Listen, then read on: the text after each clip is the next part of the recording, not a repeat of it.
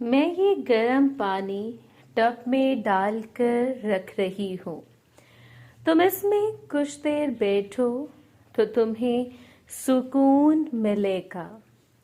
बाजी ने वो पानी टब में डालकर वॉशरूम में रख दिया और आलिया को सहारा देकर वॉशरूम में भेज दिया। और एक बार फिर बाजी ने घूरकर मेरी तरफ देखा तो मैंने अपने कानों को हाथ लगाया तो ये देखकर इनके चेहरे पर मुस्कुराहट आ गई। अचानक मेरे ज़हन में ख्याल आया कि अगर आज आलिया आ गई तो मेरा नगीना के साथ सारा प्रोग्राम फेल हो जाएगा। ये ख्याल आते ही मुझे बेचैनी होने लगी और मैं ये सोचने लगा कि कैसे आलिया को दफ्तर भेजूं। इससे पहले आलिया बाहर आती, मैं जल्दी से ऊपर गया और ट्यूब ले आया। जैसे ही आलिया बाहर आई तो इसकी तबीयत अब कुछ बेहतर थी, लेकिन इतनी बेहतर नहीं थी कि वो ऑफिस जा सके। मैंने आलिया को उठा लिया। वो बोली, मैं चल सकती हूँ। मैं जल्दी से इसे कमरे में लेकर आया और कहा, मैं तुम्हें ट्यूब लगा देता हूँ, तुम्हारी तबीयत ठीक हो जाएगी। और ये कहकर मैं ट्यूब लगाने लगा। इतनी देर में बाजी भी अंदर आ गई और बोली, मैं तो कहती हूँ तुम छुट्टी कर लो। मैंने कहा, आलिया छुट्टी नहीं कर सकती। तो बाजी और आलिया दोनों मेरी तरफ देखने लगी। तो मैंने कहा, आलिया जो अपने बॉस के साथ चक्कर चला रही है वो रुक जाएगा, और दूसरा हमें जुमेरात को गांव भी जाना है, तो जुमे की दोबारा छुट्टी लेगी तो इसका बॉस नाराज होगा। आलिया बोली, बाजी नदीम ठीक कह रहा है, अगर मैं रोज रोज छुट्टी करूंगी तो सर नाराज होंगे, और वैसे भी नदीम ने मुझे ट्यूब लगा दी है तो कुछ टाइम गुजर ही जाएगा। मैं यूट्यूब अपने साथ ले जाती हूँ, अगर कोई मसला होगा तो मैं ऑफिस में लगा लूँगी। मैं ये ट्यूब अपने साथ ले जाती हूँ, अगर कोई मसला होगा तो मैं ऑफिस में लगा लूँगी। बाजी बोली, ठीक है, तुम थोड़ा आराम करो, मैं कपड़े इस्त्री कर देती हूँ। और ये कहकर बाजी बाहर चली गई तो मैंने सुख का सांस लिया और मैं भी उठकर बाहर आ गया। इसके बाद मैं भी फ्रेश हुआ और हम तीनों ने बैठकर नाश्ता किया। अब आलिया की तबीयत भी पहले से कुछ बेहतर थी। नाश्ता करने के बाद बाजी और आलिया दोनों तैयार हुई और फिर अपनी ड्यूटी पर चली गई। मैं जल्दी से कमरे में आया और बेड की चादर चेंज कर दी और एक और चादर बिछा दी। ये चादर मैंने इसलिए तब्दील की थी क्योंकि नगीना से मुलाकात के बाद मुझे चादर तब्दील करनी थी। अगर मैं पहले वाली चादर तब्दील करता तो बाजी को पता चल जाना था। नगीना से मुलाकात के बाद इसको उठा दूंगा और पहले वाली को दोबारा बिछा दूंगा। इसके बाद मैंने खुद को तैयार किया। आज मेरे मुन्ने से इसकी पुरानी दोस्त मिलने आ रही थी, तो वो भी बहुत खुश था। इसके बाद मैंने कमरे में रूम स्प्रे कर दिया और जल्दी से घर की सफाई भी कर ली। फिर मैंने धड़कते दिल के साथ नगीना को फ़ोन किया, तो इसने पहली ही बेल पर फ़ोन उठा लिया। मैंने पूछा कैसी हो, तो वो मुस्कुरा कर बोली तुमसे मिलने के लिए ही तैयारी कर रही हूँ। मैंने कहा मैं भी तुमसे मिलने के लिए तड़प रहा हूँ और कब से तुम्हारा इंतज़ार कर रहा हूँ। नगीना बोली बाजी और आलिया ड्यूटी पर चली गईं। मैंने कहा हाँ चली गई हैं। तो नगीना बोली चलो ठीक है, मैं भी थोड़ी देर तक आती हूँ और तुम बाहर ही रहना। मैंने कहा ठीक है, और एक एक कर नगीना ने फ़ोन बंद कर दिया। मैं जल्दी से ऊपर गया और आधा चम्मच जड़ी बूटियों का पाउडर खा लिया और फिर नीचे आकर नगीना का इंतज़ार करने लगा। थोड़ी देर इंतज़ार करने के बाद मैं बाहर दरवाजे के पास जाकर खड़ा हो गया। कुछ ही देर में मुझे नगीना आती हुई नजर आई। इसने वही अबाया पहना था जो वो पहले पहनकर आई थी। मैंने इर्द गिर्द देखा और हाथ के इशारे से इसको अपना आप दिखाया और फिर मैं घर के अंदर आ गया और दरवाज़ा खुला छोड़ दिया था कि किसी को कोई शक न हो। थोड़ी ही देर में नगीना घर के अंदर आ गई। मैंने दरवाज़ा बंद किया। नगीना से आने वाली खुशबू मुझे पागल कर रही थी। ये खुशबू पहले दिन वाली खुशबू से बहुत मुख्तलिफ थी। मैं इसको अंदर लेकर आया और अपने कमरे में बैठाया, तो इसने जैसे ही अबाया उतारा मैं इसको देखकर हैरान रह गया। वो बिल्कुल परी लग रही थी। दूध जैसा सफ़ेद रंग, मोती आंखें। पहले वो थोड़ी स्मार्ट थी लेकिन अब दुबली हो गई थी, और सबसे ज़्यादा वो पहले लड़की थी लेकिन अब वो एक समझदार औरत बन चुकी थी। नगीना मेरी आंखों को देखते ही समझ गई कि मैं इसकी खूबसूरती का दीवाना हो रहा हूँ, तो इसने अपनी जुल्फों को अपने चेहरे से पीछे किया। मैंने कहा ये घर तुम्हारे बंगले जैसा तो नहीं, बल्कि ये घर तो तुम्हारे किसी एक कमरे जितना घर है।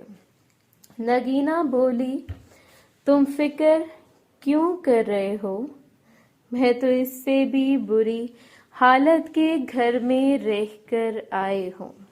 हाँ, अब थोड़ी आदत बदल गई है, लेकिन तुम्हारे लिए तो मैं ये सब कर सकती हूँ। नगीना की बात सुनकर मेरे चेहरे पर मुस्कुराहट आ गई। मैंने कहा ठीक है, मैं तुम्हारे लिए कुछ लेकर आता हूँ। तो नगीना बोली, मुझे कुछ नहीं चाहिए, मुझे बस तुम ही चाहिए। मैं इसकी बात सुनकर मुस्कुराया और कहा, तुम पहली दफा आई हो, कुछ ना कुछ तो बनता है। मैं कोल्ड ड्रिंक ग्लास में डाली और ले आया। एक ग्लास मैंने नगीना को दिया और एक खुद पकड़ लिया और हम दोनों बोतल पीने लगे।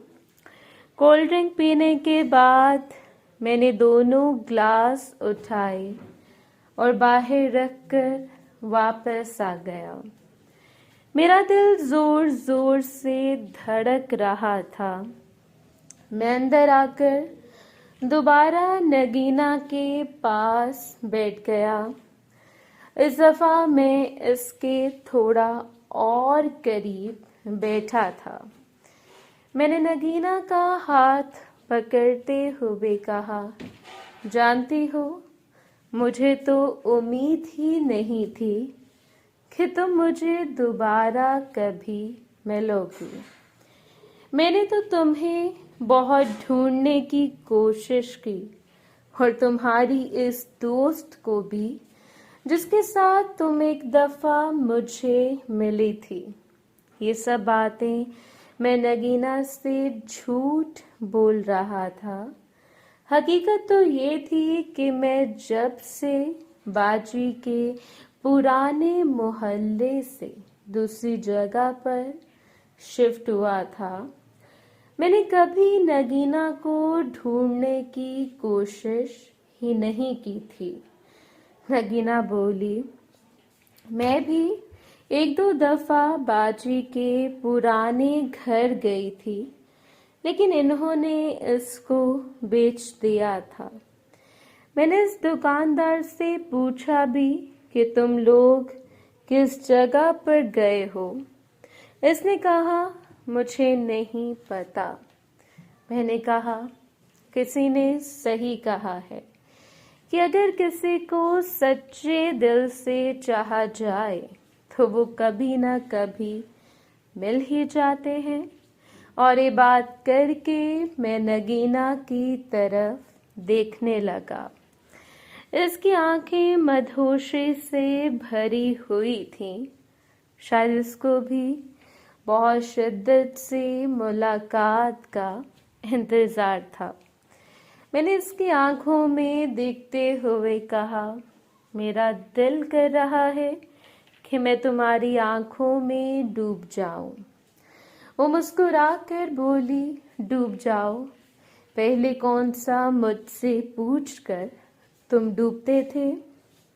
तो मैं इसकी बात सुनकर मुस्कुराया और नगीना को अपने साथ लगा लिया और कहा कि आज मैं तुम्हें इतना प्यार करूंगा कि तुमने कभी सोचा भी नहीं होगा। ये कहकर मैंने नगीना को पीछे किया और मैं नगीना से बातें करने लगा। नगीना भी मेरी बातों का जवाब दे रही थी। काफी देर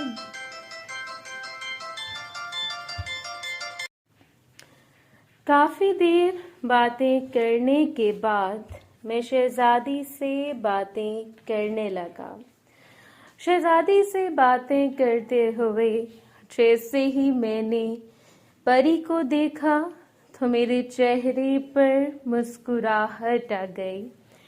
वो बहुत ही मासूम थी और कुछ ही देर में नगीना की मुलाकात का वक्त ख़त्म हो गया। फिर जैसे ही नगीना ने मुन्ने को देखा तो उसकी आंखें खुली की खुली रह गईं। इसने काफी अरसा पहले जिस मुन्ने को देखा था, अब वो मुन्ना देव हैकल बन चुका था। नगीना के मन में बहुत सवाल घूम रहे थे, लेकिन मैंने इसको समझाया कि कुछ नहीं होता। और फिर मैं मुलाकात करने लगा। मैं बाजी और आलिया की तरह नगीना से बातें नहीं कर रहा था। मैं आहिस्ता आहिस्ता मोटरसाइकिल चला रहा था और फिर जैसे ही पक्की सड़क आ गई तो मैंने मोटरसाइकिल की रफ्तार को बढ़ा दिया। अब नगीना इस सफ़र को भरपूर एंजॉय कर रही थी। काफ़ी देर के बाद जब हमारी मंजिल आ गई तो मैंने नगीना की आंखों में देखा। इसकी आंखों में लगा काजल अब फैल चुका था और इसकी आंखों में आंसू थे, लेकिन ये आंसू पहले तकलीफ के थे, लेकिन बाद में खुशी के आंसू बन गए। मैंने आगे बढ़कर नगीना के आंसू साफ किए और कहा, तुम बहुत अच्छी हो। तो नगीना ने मुझे चुटकी काटते हुए कहा, लेकिन तुम बहुत गंदे हो गए हो। मैंने मुस्कुरा कर कहा, क्या तुमने मोटरसाइकिल के सफ़र को एंजॉय नहीं किया? तो मेरी बात सुनकर नगीना मुस्कुरा उठी और बोली, मैं तो यही सोच कर आई थी कि तुम अभी भी वही पुरानी चाबी वाली मोटरसाइकिल चलाते होगे, लेकिन अब तो तुम बड़े स्लेंसर वाली मोटरसाइकिल चला रहे हो। मैंने नगीना से इसकी तबीयत के बारे में पूछा तो इसकी तबीयत कुछ बेहतर थी, लेकिन फिर भी मैंने इसको कुछ देर आराम करने के लिए कहा और इसके लिए चाय बनाकर ले आया और हम बैठकर चाय पीने लगे। इसके बाद मैं और नगीना कुछ देर बैठकर बातें करते रहे। नगीना बोली, मुझे काफ़ी देर हो गई है, अब मुझे चलना चाहिए। मैंने टाइम देखा तो 12 से ऊपर हो चुके थे। नगीना जो 9:30 बजे आई थी, अब काफ़ी टाइम हो गया था। मैंने कहा, ठीक है, लेकिन ये तो बताओ अब कब मिलोगी? तो नगीना मेरी बात सुनकर बोली, अब तो तुम्हारी इस मोटरसाइकिल पर सवारी करनी ही पड़ेगी। तुम ऐसा करना, कुछ दिन तक मुझे फ़ोन करना, मैं फिर तुम्हें बताऊंगी। मैंने कहा, ठीक है, और ये बात करके मैंने कहा ठीक है और फिर ये बात करके नगीना एक बार फिर मुझसे मिली और वापस चली गई। नगीना के जाने के बाद मैंने कमरे की सारी सेटिंग दोबारा चेंज कर दी जो पहले थी। इसके बाद मैं फ्रेश हुआ और फिर 1 बजे बाजी आ गई। 2-4 दिन ऐसे ही गुजर गए। इस दौरान मैंने एक बार फिर बाजी और आलिया से इकट्ठी मुलाकात की और फिर जुमेरात की शाम को हम तीनों तैयार होकर गांव की तरफ निकल पड़े। बाजी और आलिया दोनों मेरे पीछे बैठी हुई थीं। दोनों ने एक एक छुट्टी ले ली थी और तकरीबन शाम 7 बजे गांव पहुंच गए। बाजी जैसे ही घर दाखिल हुई तो मुझे उम्मीद नहीं थी कि इनका इस्तकबाल ऐसा होगा। उज़्मा और शाज़िया इन पर गुलाब के फूलों की पत्तियां बरसा रही थीं। कुछ पत्तियां इन्होंने मुझ पर भी डाली मैंने मोना का चेहरा देखा तो वो भी मुस्कुरा रही थी। इसके बाद बाजी सबसे मिली। पहले तो इसके बाद बाजी सबसे मिली। पहले तो वो सिर्फ वैसे ही मिलकर गई थी, लेकिन अब सबको पता था कि वो मेरी दूसरी बीवी बन चुकी है। अम्मी बोली, तुम लोग पहले बता देते, मैं तुम्हारे लिए कुछ अच्छा बना लेती। नदीम, तुम ऐसा करो, जाओ कढ़ाई बनवा लाओ। हमारे गांव में सिर्फ एक ही ढाबा था जो मेन रोड के ऊपर था। मैं वहां चला गया और तकरीबन आधे घंटे में मेरी कढ़ाई बन गई और मैं कढ़ाई के साथ आता हुआ आइसक्रीम और बोतलें ले आया और तंदूर की रोटियां तो उस्मा और शाजिया ने घर पर ही लगा ली थी। सबने बैठकर इकट्ठे खाना खाया। तो खाना खाते हुए अम्मी मुस्कुराकर बोली, आरफा, तुम तो बहुत छुपी रुस्तम निकली। जब नदीम की शादी पर यहाँ आई थी तो कुछ बनाया ही नहीं कि तुम दोनों एक दूसरे को पसंद करते हो। बाजी शर्मा गई और मेरी तरफ देखने लगी। खाने के बाद उस्मा सबके लिए आइसक्रीम ले आई।